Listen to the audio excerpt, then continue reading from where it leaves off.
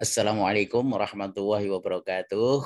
Berikut akan dilanjutkan jawaban soal UTS Fisika Mekanika dari desain produk FSRD untuk soal nomor 3 dan selanjutnya.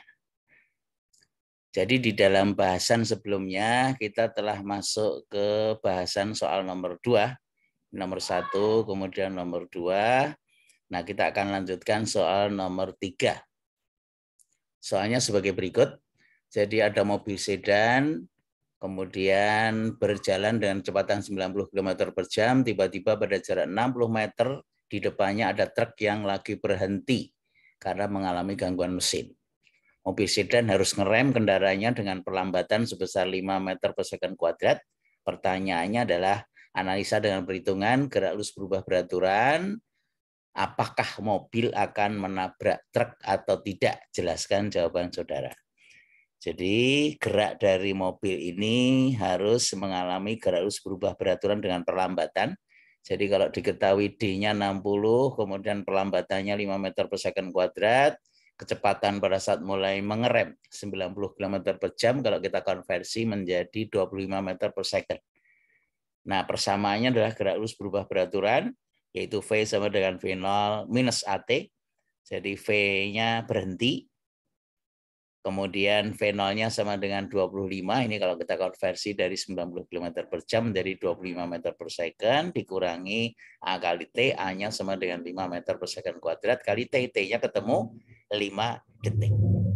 Kalau kita substitusi ke persamaan jarak S sama dengan V0 T min setengah T kuadrat, maka diperoleh S sama dengan 25 kali T dikurangi setengah, A-nya 5 kali T kuadrat. Dari sini 5 kuadrat 25 akan diperoleh jaraknya 62,5 meter. Jadi mobil sedan ini direm sampai berhenti perlu jarak 62,5 meter. Padahal jarak antara kedua kendaraan hanya 60 meter. Jadi kesimpulannya karena S-nya lebih besar daripada D, yaitu 62,5, ini maksudnya ya, ini 62,5. Nah, berarti mobil akan menabrak truk. Jadi kalau kita akan lengkapi jawabannya berapa pada saat nabrak truk ini kecepatannya, maka menggunakan persamaan gabungan dari GLBB, dua persamaan ini V dan S akan diperoleh V kuadrat sama dengan V0 kuadrat min 2AX atau AD. Jadi kalau kita masukkan nilainya, V-nya V kuadrat sama dengan V0-nya 25 kuadrat dikurangi 2AX, 2A-nya 5, X jaraknya D sama dengan 260 meter, maaf. Jadi kalau kita hitung itu akan diperoleh 625 dikurangi 600 jadi 25, ini masih V kuadrat, maka V-nya 5 meter per second. Jadi ini ada kecepatan pada saat nabrak truk gitu. Nah, itu adalah jawaban nomor 3. Sekarang soal nomor 4. Dengan mesin pelontar, sebuah bola ini dilemparkan vertikal ke atas dengan kecepatan 30 meter per second. Pertanyaannya ada 3. Yang pertama adalah tinggi yang dicapai setelah 2 detik dari saat dilentarkan. Jadi ini dilemparkan 2 detik, ini berapa tingginya. Kemudian kecepatan bola setelah 2 detik tadi berapa ketika sampai di sini. Nah, pertanyaan yang ketiga, berapa kecepatan awal saat dilontarkan yang seharusnya. Jadi kalau ini kecepatan 30 meter per second, itu tidak mencapai 80 meter tinggi gedung. Nah, supaya bisa mencapai 80 meter di puncak gedung, itu berapa kecepatan awal yang seharusnya diberikan.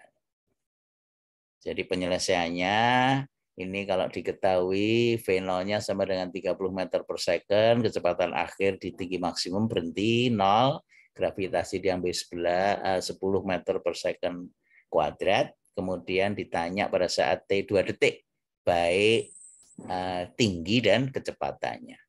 Jadi tinggi setelah 2 detik pakai persamaan H sama dengan V0 T minus setengah GT kuadrat. Ini A ini adalah indeks pertanyaan A maksudnya ya. Jadi sama dengan 30 kali T-nya 2 detik dikurangi setengah G kali T 2 detik kuadrat. Jadi ketemunya 40 meter. Jadi 40 meter adalah tinggi yang dicapai setelah 2 detik. Kemudian kecepatan setelah 2 detik berapa? Pakai persamaan V sama dengan V0 minus G kali T. Jadi V0-nya sama dengan 30, kemudian dikurangi G kali T, G-nya 10, T-nya selama 2 detik.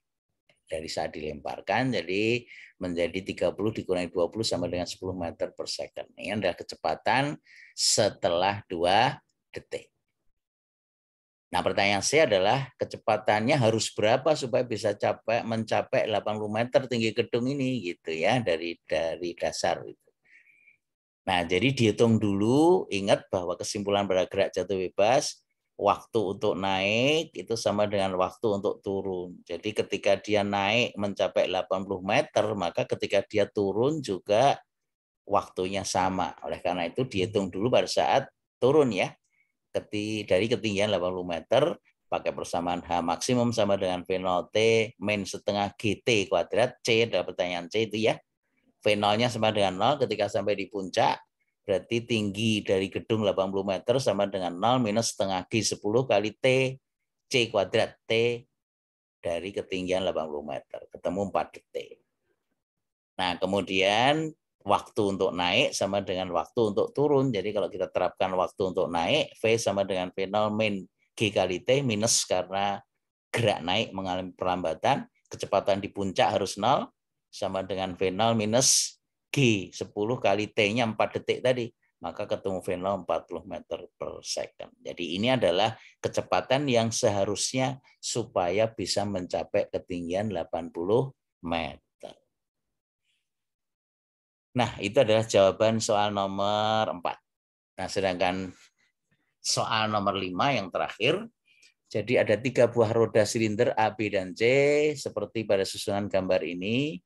Jadi A dengan B itu adalah sepusat, kemudian A dengan C bersinggungan. Kemudian jari-jari masing-masing roda silinder itu diketahui yaitu untuk roda A 15 cm, roda B 30 cm, dan roda C 45 cm. Nah, jika roda B itu berputar dengan kecepatan linier 15 cm per second, yang ditanyakan ada 3. Yang pertama adalah kecepatan linier roda A atau VA, kemudian kecepatan sudut roda C atau omega C, dan yang ketiga adalah frekuensi putar roda C atau FC. Jadi penyelesaiannya diketahui ini R masing-masing ya. Kemudian kecepatan linear B diketahui 15 cm per second. Nah, yang pertama untuk menjawab berapa kecepatan linear roda A atau VA, maka dari persamaan omega B sama dengan VB per RB, maka diperoleh omega B 15/30 atau setengah radian per detik. Nah, roda A dengan roda B kan sepusat, berarti kecepatan sudutnya sama. Jadi kecepatan roda A sama dengan kecepatan sudut roda B, yaitu setengah radian per detik. Nah, sehingga kecepatan linearnya pakai persamaan VA sama dengan omega A kali RA. Omega A-nya setengah radian per detik dari sini, kali RA, jari-jari roda A 15 cm, ketemunya 7,5 cm per second. Nah, sedangkan kecepatan sudut roda C, kita lihat roda A dengan C ini kan bersinggungan, berarti kecepatan linearnya sama. Maka kecepatan linear roda C sama dengan roda A, yaitu 7,5 cm per second. Sehingga kecepatan sudut roda C pakai persamaan sama dengan VC per RC. VC-nya sama dengan VA karena bersinggungan, dibagi dengan RC-nya sama dengan 45 cm. Nah, sehingga diperoleh 1/6 radian per detik. Nah, jawaban sampai sini sudah boleh, tapi kalau misalnya mau dinyatakan dalam persamaan desimal menjadi 0,167 radian per detik. Nah, sedangkan pertanyaan C adalah frekuensi putar roda C. Jadi frekuensi putar roda C menggunakan persamaan frekuensi sama dengan seperti atau V per 2 PR atau omega per 2pi. Jadi frekuensi C sama dengan omega C per 2pi. Omega C-nya sudah dihitung sama dengan 1/6 tadi, radian per detik dibagi 2pi. Menjadi 1/6 per 2pi atau 1/12pi. Nah, ini boleh sampai di sini, tapi kalau frekuensi C dinyatakan dalam desimal, maka Pi-nya 22/7 kalau kita masukkan ke persamaan ini diperoleh 0,0265 Hz. Nah, ini adalah frekuensi roda C dalam satuan Hz. Nah, demikian penyelesaian atau penjelasan dari penyelesaian ujian tengah semester mata kuliah Fisika Mekanika dosen desain produk FSRD waktu yang lalu. Terima kasih atas perhatiannya. Mudah-mudahan bisa difahami dari jawaban ini. Terima kasih. Assalamualaikum warahmatullahi wabarakatuh. Sampai ketemu lagi.